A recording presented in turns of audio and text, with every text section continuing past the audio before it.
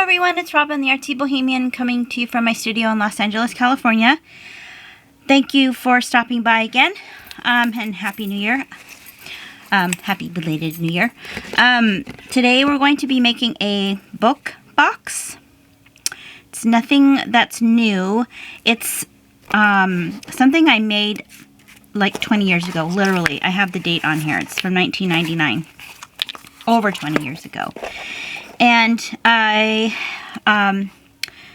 got the idea and instructions from a woman who used to publish quite often in Somerset Studio.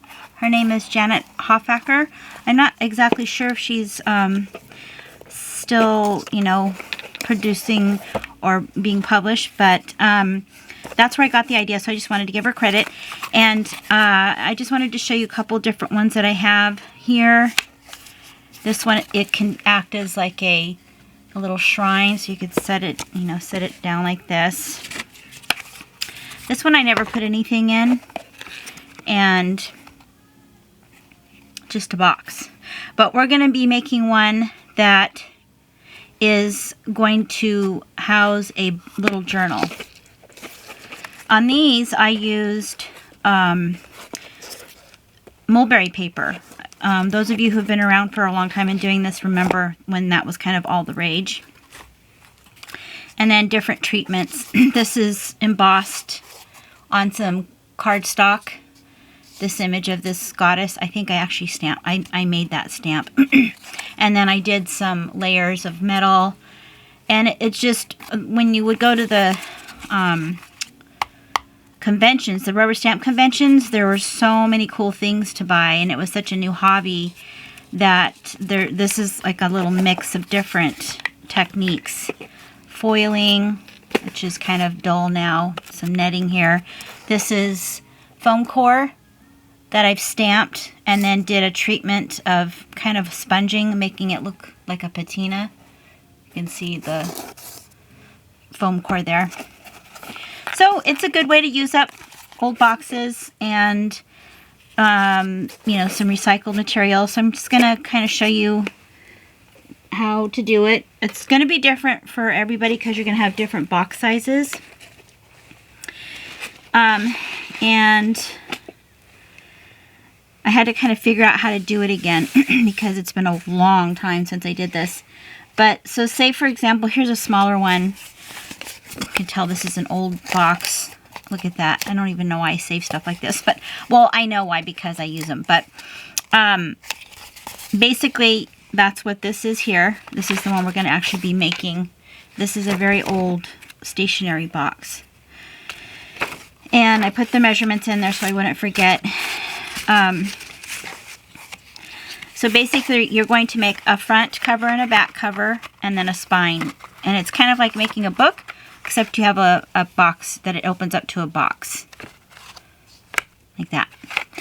And what I already cut most everything. This one's going to be a little bit difficult because the paper I wanted to use wasn't wide enough to cover the front and the back and the spine. So I have to kind of figure out what I'm going to do. So we're going to do that together.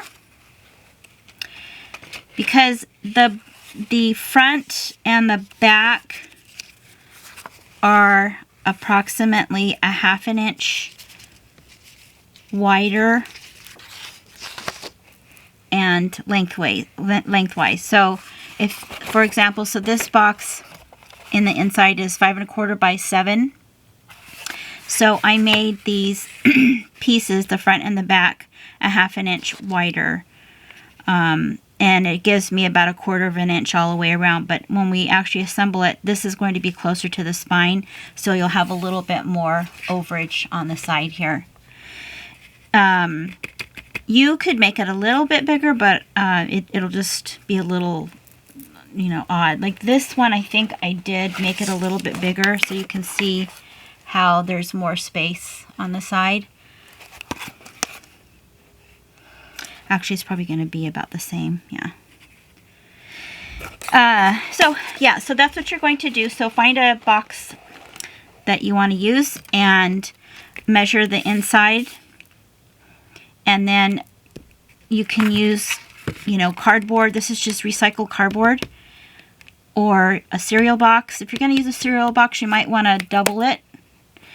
And so you're going to make it a 1/2 inch bigger on all sides. So this was 5 1/4.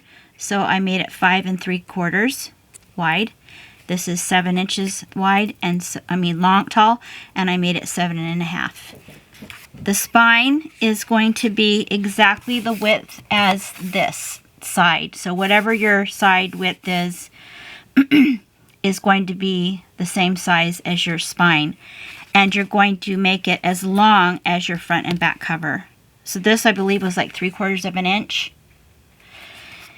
And then the inside, you can do whatever you want. In fact, any kind of application, surface application will be fine. You can use napkins, you know, with the collage. You can use tissue paper. You could use, this is just scrapbook paper that I fitted inside of here. You know, you can paint it, which is what I did in here. Yeah, I painted this on the inside. This is really falling apart. With some gold paint.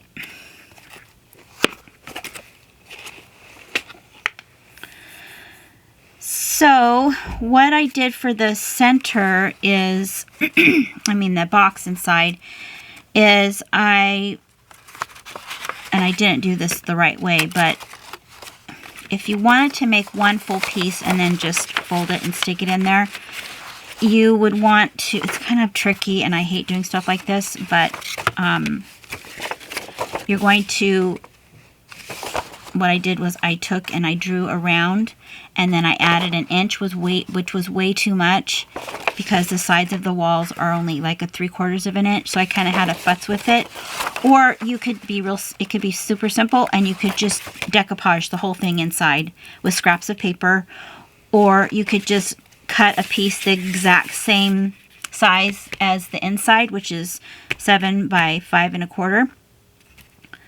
Stick it in there and then put washi tape on the edges all the way around. But I'm just going to stick with this. So I'm going to go ahead and glue this in, and then I'm going to trim it.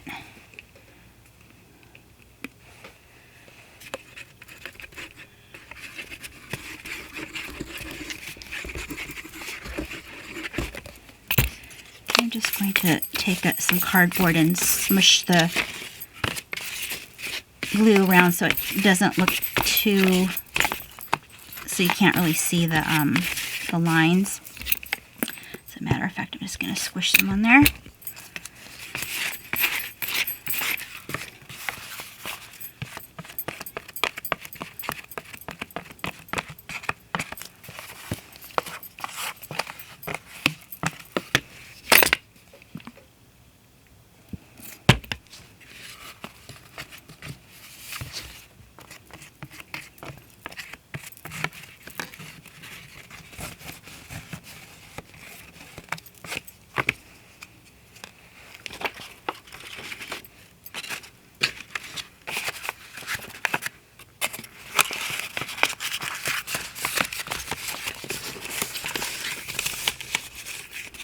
I'm going to have to trim this. Just let that sit and then I'll trim it in a minute.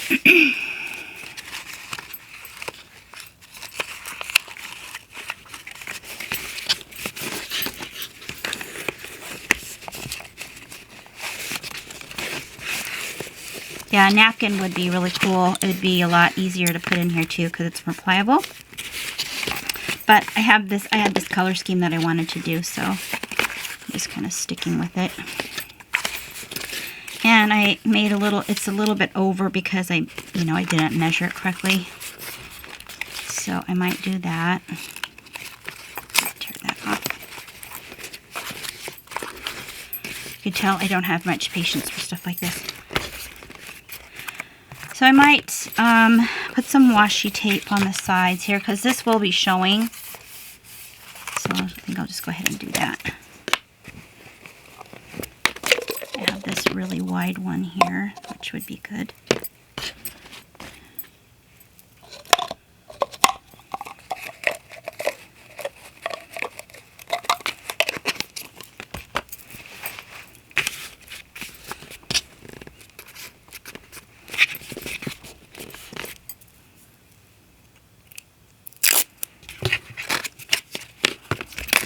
might put a little tape. Let me glue down first. Yeah, because this box will be glued down to this side, so you don't need to worry about the back.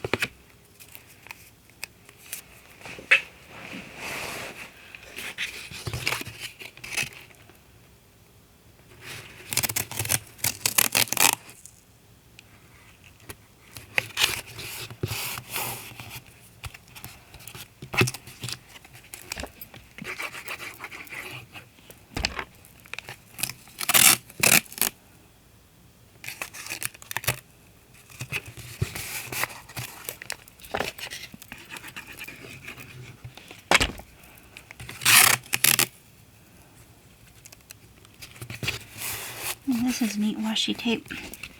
I got it from Tuesday morning. I know a lot of Tuesday mornings have closed. The one by me hasn't, but honestly, none of the hobby stores or Tuesday morning have anything I really want anymore. They're so low on stock, and that was even before the pandemic. I pretty much get everything online or go to the flea market when I can. I haven't been to the flea market for a while either.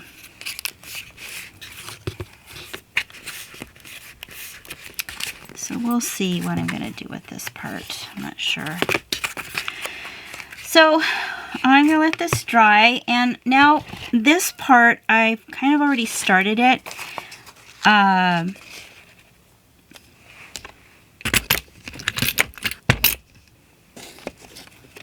Put this away. You know how it gets when you start crafting, and just before you know it, there's just stuff everywhere. So I already cut this to the measurements as I had suggested. I just am holding it together with a little bit of this painter's tape. I'm going to be reverse engineering this, meaning I have found some paper that I've had for a long time that's long enough to cover the whole thing. So I'm going to glue that. That's going to be on the inside. And then these are going to be my covers because I like these papers. These are from Hobby Lobby.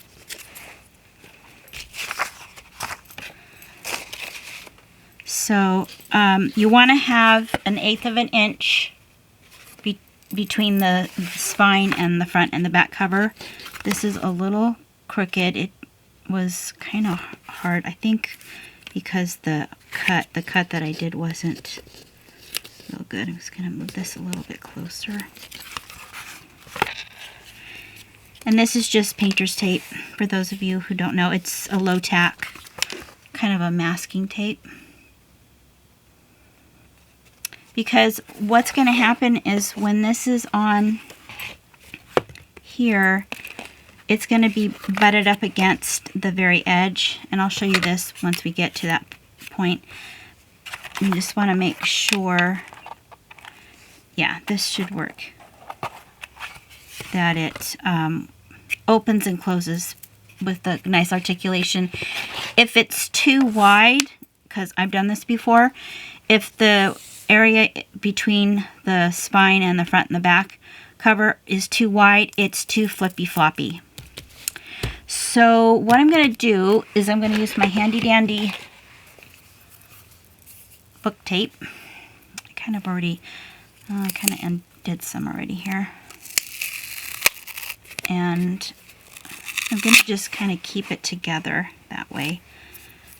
I started tearing a piece here.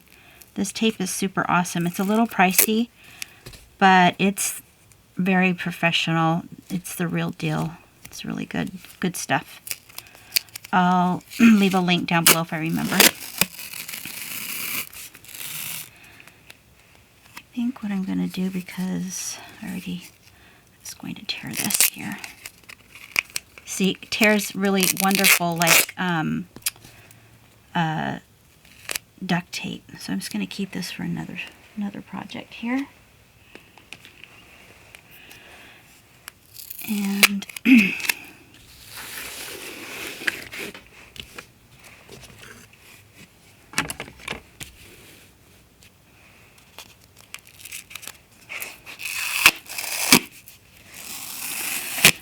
this is going to be covered up too, so Doesn't have to be exactly perfect, but it's pretty strong stuff once it's down. Just start from the center and burnish it out.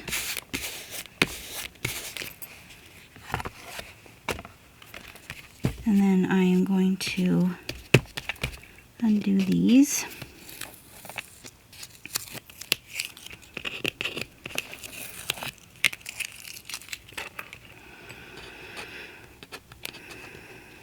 Of course, if you have paper that's long enough that you want to use for your covers, then you could, you know, do like you would a regular book binding.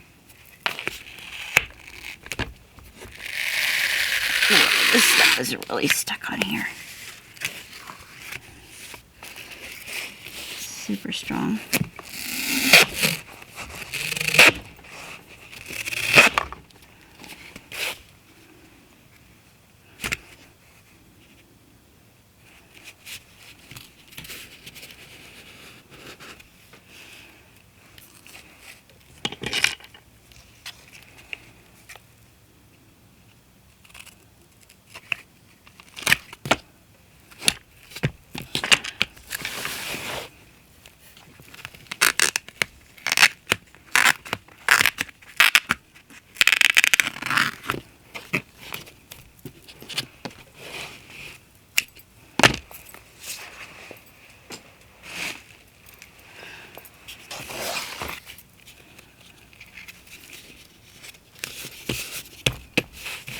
So this is really nice, and it's on there, and I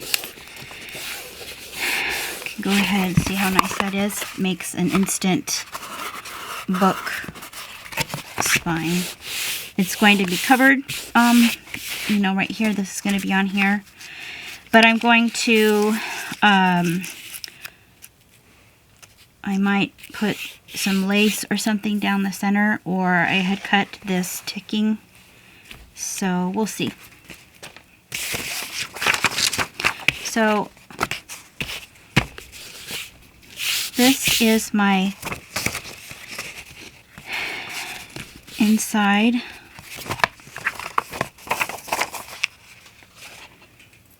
What I'm going to do is I'm going to glue this down. I didn't want to measure it, so I'm just going to glue it and then fold it over.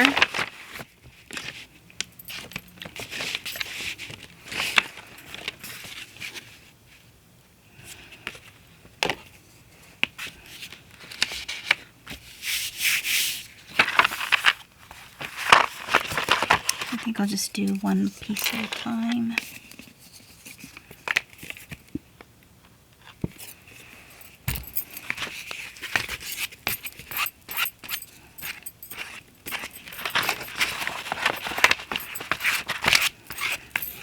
When you put the glue on like this, it prevents it from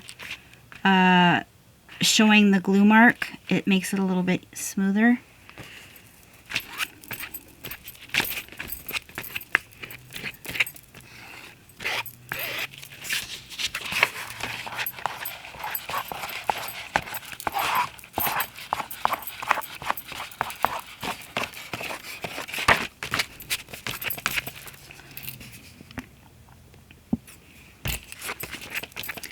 A lot of people use a brush. This is just easier cleanup wise, and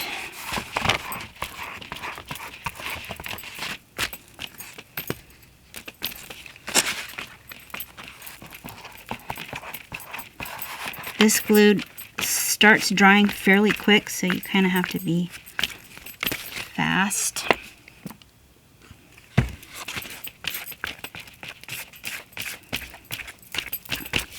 And I'm just going to make sure I get the edges too.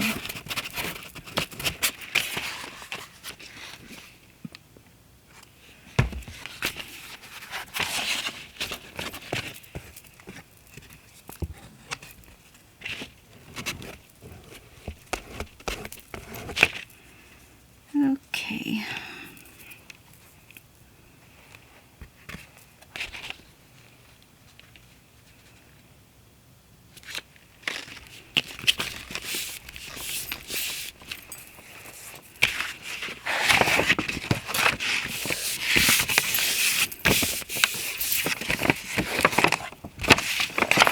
didn't really need to do the edges just yet. I'll do that when I fold the paper over.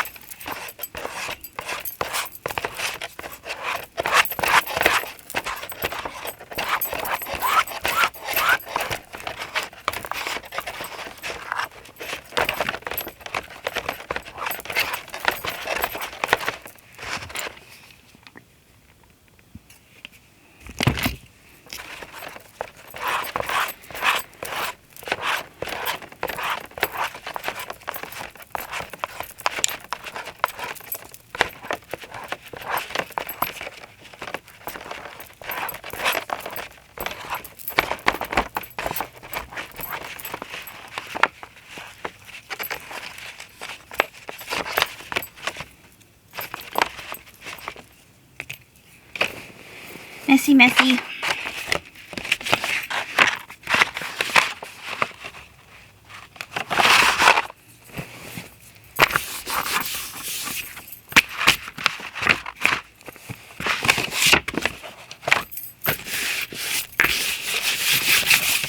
This paper, I think I got it from the Paper Source. Do you guys remember that? And I've had it so long. You know, when back then there wasn't the variety of paper that there is now, and all the paper companies that have packs of paper, and so it was kind of a precious thing to get paper like this in, and you know, now I can use it, and I have no qualms about using it.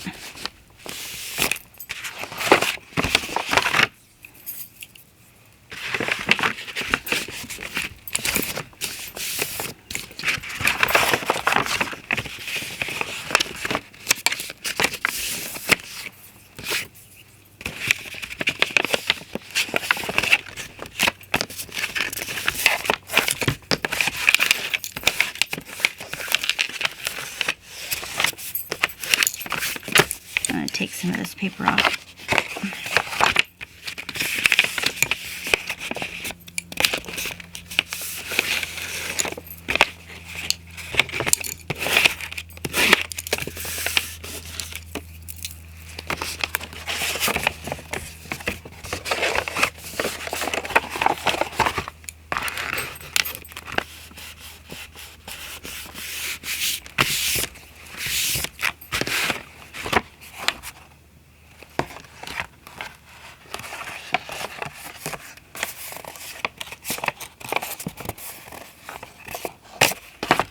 This will be the front.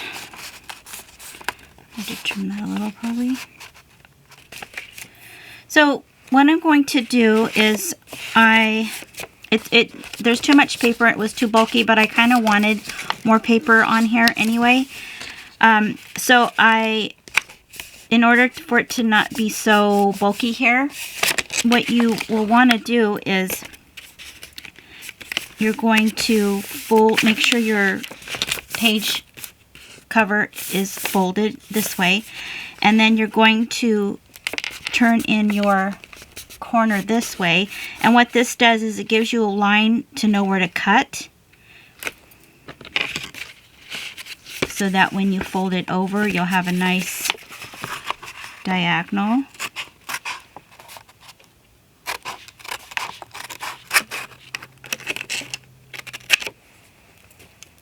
And then this part, you're going to cut that off too. And you're going to see how I cut it this way here, just enough so that it won't butt up against the edge. And you want to give yourself a tiny little bit of leeway in the corner here. You don't want to cut it right to the edge of the corner because it will pop out. You'll see this cardstock if you do that. So it's probably like an 1/8 of an inch. So I'm going to do that on this side here.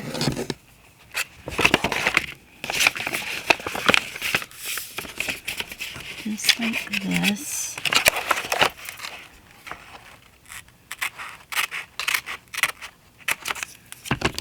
So you see how you have this like that and like that. So it lays really nice and flat, and it's a nice mitered corner.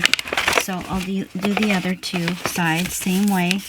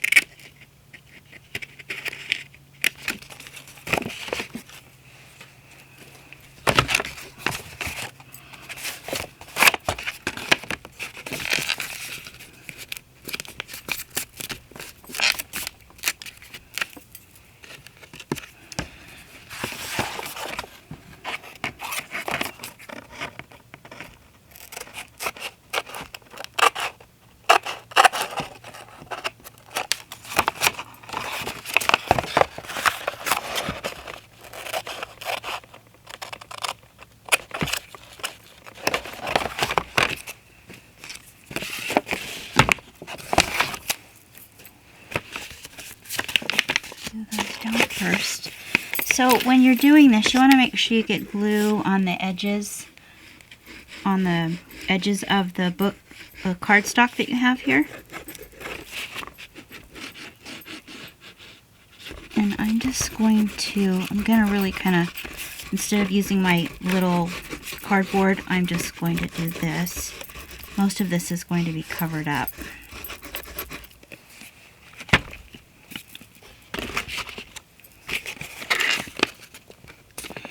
And use your foam folder, of course, here it is, to butt your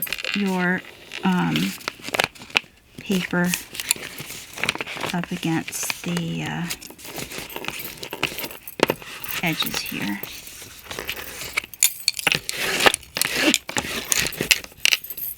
And kind of go in the gutters there of the binding.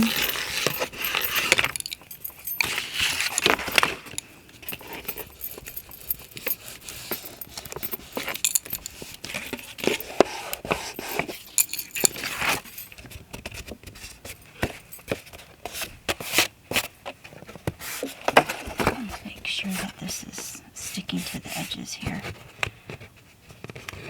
This isn't the best cardstock. I probably should have used a chipboard. It's a little softer, but it'll be okay.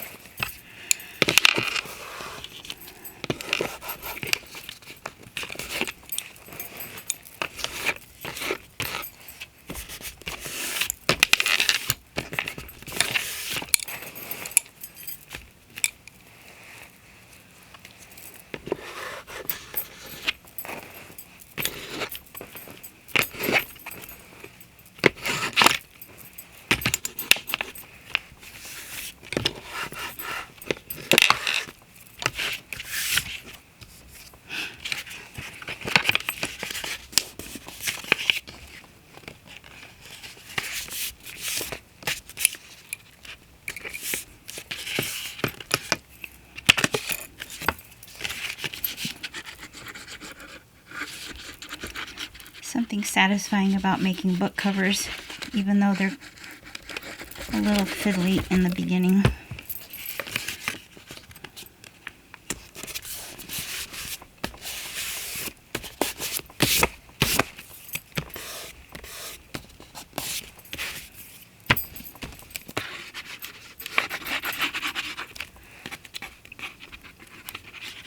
If you're new to my channel, welcome. I have lots of tutorials on all kinds of paper crafting, and I also have an online school where I show you how to make a bohemian style junk journal. There's over 20 hours of content, and it's from start to finish, so if you're new to this world, you might want to check it out. It's a great course. Okay, so this is the front and the back, and this is the inside.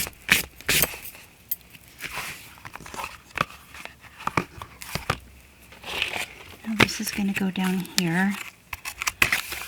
This just gets hot glued down.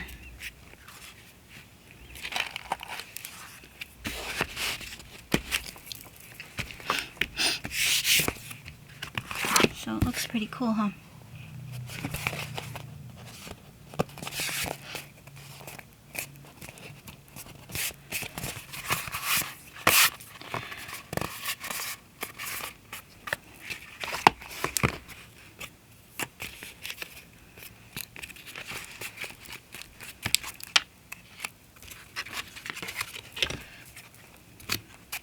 I'm going to trim this, and I'll be right back. Okay, so I trimmed around the edges, and this is what it looks like. And now I'm going to add washi tape on the top just to finish it, and I'm using glue to do that as well.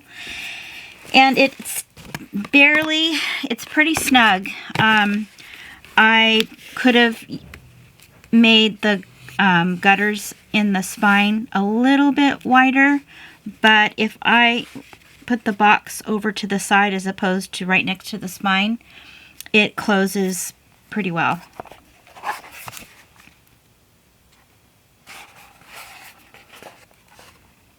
So yeah, I will be putting a tie on it so that it'll keep it, you know, closed. See how it kind of pops up like that?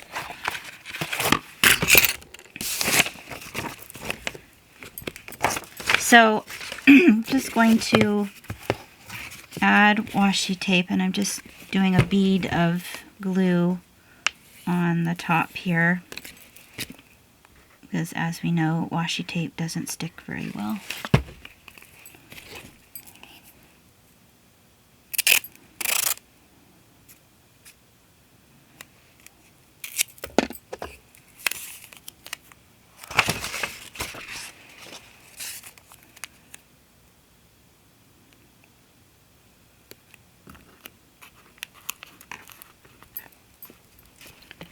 So I'm going to do this all the way around so it looks nice and finished.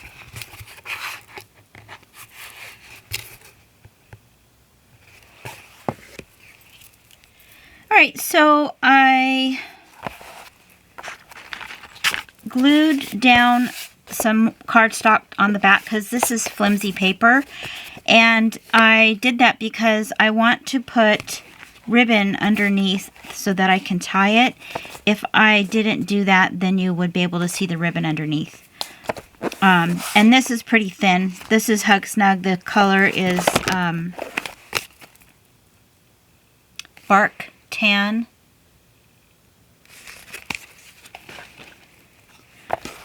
So I'm going to glue those down. And then I'm going to show you some things I might use to decorate the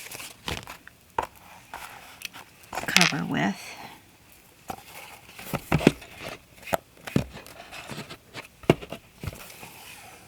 Just gonna make sure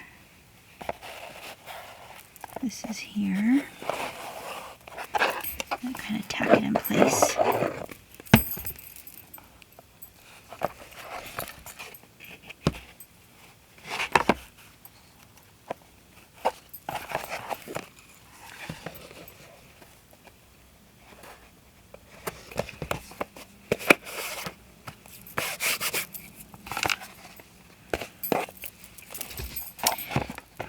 turning out that the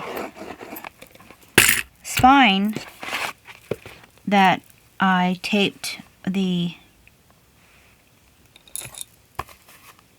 book tape on is looking nice. I'm kind of liking it as is, so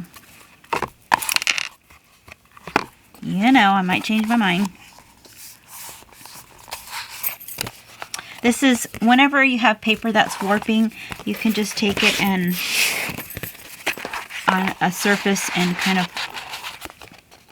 push it back into place, or even around a bottle or glue, and it'll straighten it out.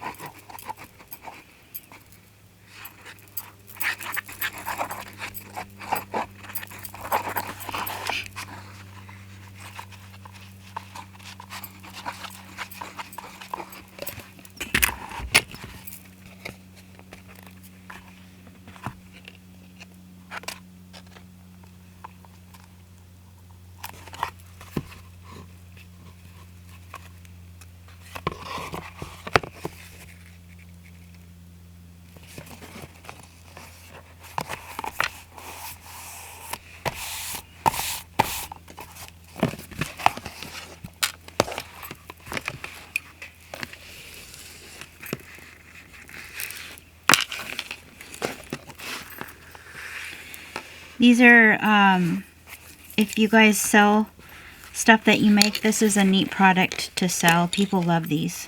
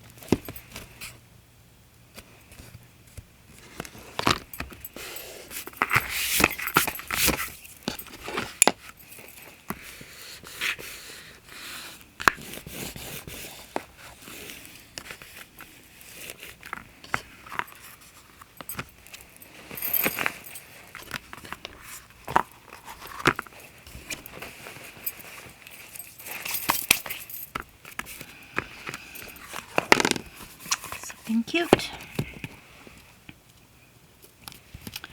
It's a little bit, I have to trim the top a little.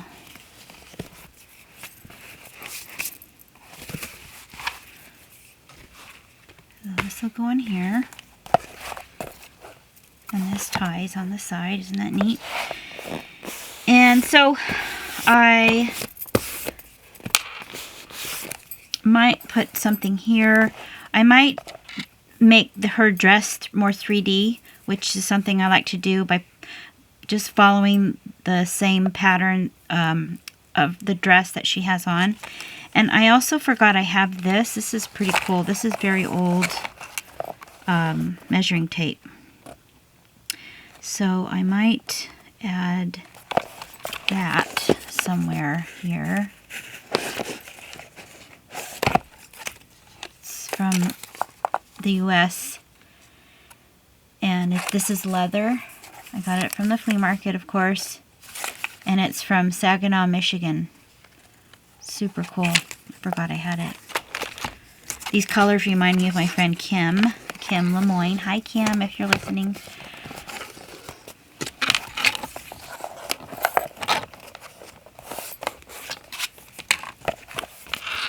So just keep pushing this down and making sure it dries. Okay, so I decorated everything. It took a little bit longer than I thought, and so I just thought I would show you. It's, you know, it's up to your how you want to decorate your book. But I made her dress 3D by adding 3 layers of lace here, and then I made these little bows out of silk ribbon, these little flowers out of some variegated ribbon, and I just did several layers until I liked the way it looked. There's little itty bitty sequins there, and then her hair, I added a little bit more to her hair. I was going to just leave it like that, and then I thought it looked a little bit too conservative for me, so I added more frou-frou on the corners here. I haven't glued everything down just yet. Just kind of wanted to show you the layering process. And then I'll show you the inside. I used rose beige, which is becoming one of my favorite Hug Snug rayon ribbons, as I made a bow here, and I, you know, did I wrapped it 3 times around my hand and then tied it off, and then I squish it like this just kind of roll it around. And if you want to distress it a little bit, you can take your dauber with some ochre or brownish type ink and kind of rub that on there. So there's about 1, 2, 3 layers, not a lot of layers on here, and it's very fine cheesecloth that has been tea dyed, a snippet of a doily, some eyelash trim, and then a little bit more of the cheesecloth. And I kind of extended it down here to here, so there's this kind of pleasing journey where the eye goes. And I also added, I didn't glue all this down yet, just a tad bit of cheesecloth here, and it holds these little letters that I made. So I'm just going to go ahead and glue everything down, because this kind of looks like she's holding something, so I thought that would be kind of cute to add some little letters. And I'm going to hot glue some of this stuff down. And those of you who are new to my channel, I get people asking me a lot, you know, that they don't have doilies, they don't have lace or anything like that. The best place to get all of this, especially now because of the pandemic, is eBay. Even Etsy has stuff now that you can buy. I spend a lot of time when I need to buy doilies and lace. I spend a lot of time trying to find the best deals, because honestly, some people really overcharge for this stuff. So the best way to get it is in bulk or a lot. They call it it's called a lot, L-O-T. So when you type in your search looking for vintage or antique lace and doilies, put lot at the end of it, for those of you who aren't familiar with eBay and how it works.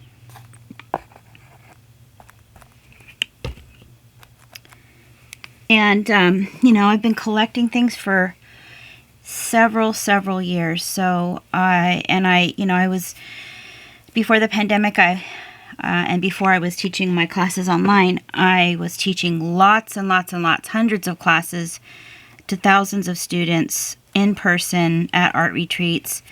And a lot of my classes required kits, or, well, people expect kits. So I would buy things in large quantities, knowing that I would need to fulfill them with kits. So that's why I have so much. That's the only reason, honestly. If I were just doing this for fun, I probably wouldn't have as much. But, you know, if you do want to gather a nice little stash of vintage ephemera and laces and doilies, then eBay is the best place to get it. So I like that a lot better. It's a little bit more shabby. And I love these little envelopes. I first saw Lori Fusco, Girl on the Ridge, make these, and I just love them. They just add a nice little accent. There's lots of digitals, too, that have cute little envelopes. And it's just a little tiny piece of paper. I'll just show you really quick for those of you who don't know.